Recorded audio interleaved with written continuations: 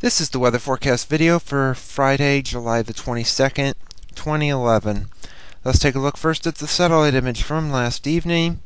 You can see a few complexes of thunderstorms around, one over the Central Plains, one over the Great Lakes, one over New England, and one in northern Mexico with the monsoon moving into the desert southwest. Here's the watch warning map, or a very lonely map, with only one green dot in northwestern Kansas of a flash flood warning.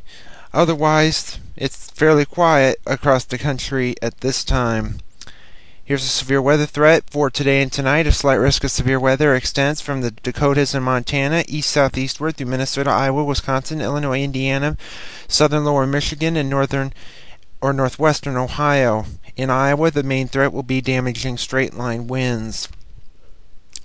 Here's day 2 outlook for Saturday and Saturday night. A slight risk of severe weather extends from the eastern Dakotas through most of Minnesota, west central Wisconsin, and northern Iowa.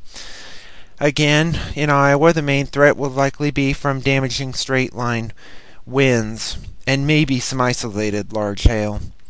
Here's the QPF chart. Precipitation over the next 5 days through Tuesday evening at 7 o'clock. This takes into account any rain that fell last night with the popcorn showers and thunderstorms. Amounts across the state from about 3/4 of an inch up to 2 inches. Let's take a look at the 0Z GFS Model Run at 1 p.m. today. You can see the ridge flattening out across the country with the main storm track moving into the northern tier of states from the U.S.-Canadian border area. With that, some showers and thunderstorms possible across the state today. It won't be an all-day rain.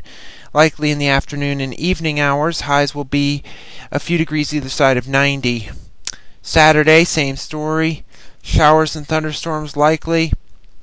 It won't be an all-day rain. Highs will be a few degrees either side of 90, depending on how much sunshine locations get. Sunday, showers and thunderstorms possible, mainly in the first half of the day. It should be clearing up by the evening hours. Highs will be in the 80s to near 90. Monday, mostly sunny.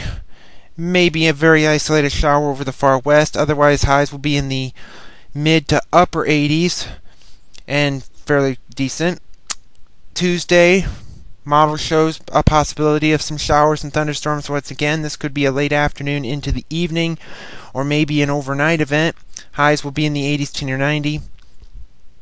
Wednesday, low pressure over South Dakota. This is bringing southerly winds or southwesterly winds aloft. This is going to bring the heat and humidity back. Highs will be back into the lower 90s. Thursday, same story. Some southwesterly winds. Highs will be in the lower to maybe some middle 90s. Heat indices may be approaching or surpassing 100 degrees. Heat advisories could be possible by this time. As we head to a week from today, there's the 594 ridge again. But there's a bit of a vortex over the northern part of Iowa with a fast flow across the northern tier, and with that could bring some showers and thunderstorms, which could alleviate any heat that is produced during the afternoon hours. So a difference is from this past heat wave is there's a better chance of rain during this one. We move further ahead into Voodoo. Here's August the 1st. The 594 ridge is now shifted to the western part of the country with a bit of a trough over the eastern Great Lakes in New England. And that could bring, with a northwesterly flow aloft, some showers and thunderstorms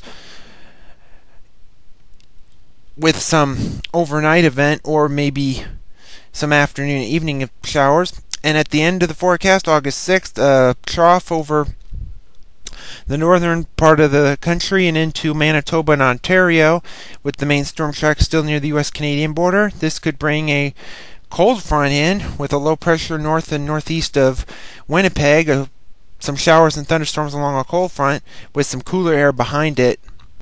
Thank you for tuning in to the weather forecast video.